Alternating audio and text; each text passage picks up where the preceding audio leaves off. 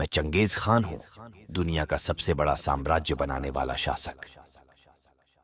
मेरा जन्म 1162 ईस्वी में मंगोलिया के उत्तरी भाग में हुआ था। मेरे बचपन के दिन कठिनाइयों से भरे थे। मेरे पिता की हत्या कर दी गई थी। मेरे परिवार को निर्वासित कर दिया गया था। हम कई सालों तक खानाबदोश की तरह घूमते रहे और हमें कई बार भूखा सोना पड़ा। मैं बहुत ही अच्छा घुड़सवार और धनुर्धारी था। मैं एक ही समय में 2 तीर चला लेता था और एक चलते हुए घोड़े पर सवार होकर उड़ते पक्षी का शिकार कर लिया करता था। मैंने अपनी कबीले को एकजुट किया और अन्य मंगोल कबीलों को जीता। 1206 ईस्वी में मैं सभी मंगोलों का सम्राट बन गया। मेरे पास 1500 से भी अधिक पत्नियां थीं, जिन्होंने 800 से भी ज्यादा बच्चों को जन्म दिया। दुनिया के अधिकांश शासक अपने ही धर्म को श्रेष्ठ मानते थे और अन्य धर्मों के लोगों को प्रताड़ित करते थे, लेकिन मैंने सभी धर्मों को बराबर सम्मान दिया। मैंने कभी भी किसी एक धर्म को दूसरे धर्म के ऊपर तरजीह नहीं दी। मेरे धार्मिक सहिष्णुता के कारण मंगोल साम्राज्य में विभिन्न धर्मों के लोग एक साथ शांति से रहते थे। मैंने अपने साम्राज्य में महिलाओं के अधिकारों को बढ़ावा दिया। मैंने महिलाओं को संपत्ति रखने, व्यवसाय करने और यहां तक कि युद्ध में लड़ने का भी अधिकार दिया। मैंने अपने साम्राज्य में न्याय स्थापित करने के लिए अपराधियों को बहुत ही कड़ी सजाएं दी। चोरी करने वाले के हाथ काट दिए जाते थे और हत्या करने वाले को मौत की सजा दी जाती थी।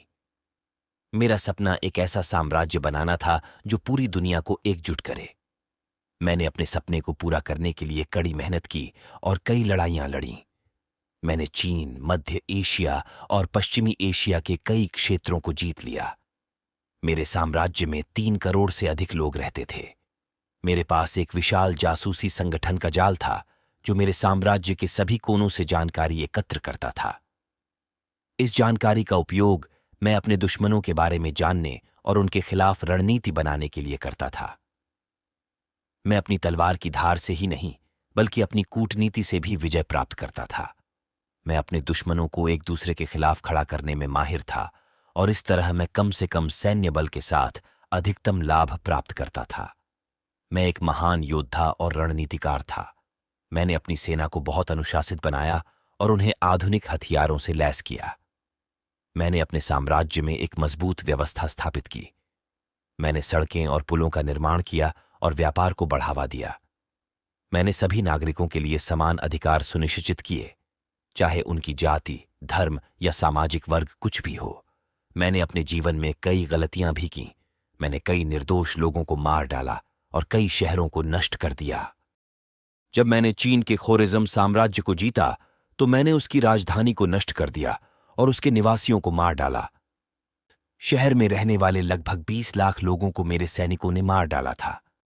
युद्ध में पकड़े गए दुश्मन सैनिकों को, गुलाम और महिलाओं को यौन गुलाम बनाने की प्रथा को मैंने बंद नहीं की। गुलामों को अक्सर कठोर श्रम के लिए मजबूर किया जाता था और उनके साथ क्रूरतापूर्वक व्यवहार किया जाता था। महिलाओं के साथ मैं या मेरे सैनिक बलात्कार किया करते थे। मैंने एक बार अपने दुश्मनों के 70,000 कैदियों को मारने का आदेश दिया था। मैं अपने विरोधियों को मारने के लिए बहुत ही क्रूर तरीकों का इस्तेमाल किया करता था। मैं अक्सर अपने विरोधियों को उबलते पानी में फेंकवा देता था, उन्हें जिंदा जला देता था या उन्हें उनके ही घोड़ों द्वारा घसीटवाता था। मैं यह भी सुनिश्चित करता था कि मेरे विरोधियों को मरने से पहले अत्यधिक पीड़ा हो। मैं अपने इन कृत्यों के लिए पछताता हूं। मैं भविष्य की पीढ़ियों को यह सिखाना चाहता हूं कि कभी हार मत मानो। अपने सपनों को पूरा करने के लिए कड़ी मेहनत करो, लेकिन यह याद रखो कि तुम्हारे सपने दूसरों को नुकसान ना पहुंचाए। हमेशा दयालु बनो, क्योंकि दया ही तुम्हें महान बनाएगी। मैंने अपने जीवन में बहुत कुछ देखा है और बहुत कुछ सीखा है। मैंने युद्ध लड़े हैं, मैंने जीत हासिल की है और मैंने दोस्त बनाए हैं, मैंने दुश्मन बनाए हैं, लेकिन अंत में मैं यह कहना चाहता हूं कि मैं एक परिपूर्ण शासक नहीं था।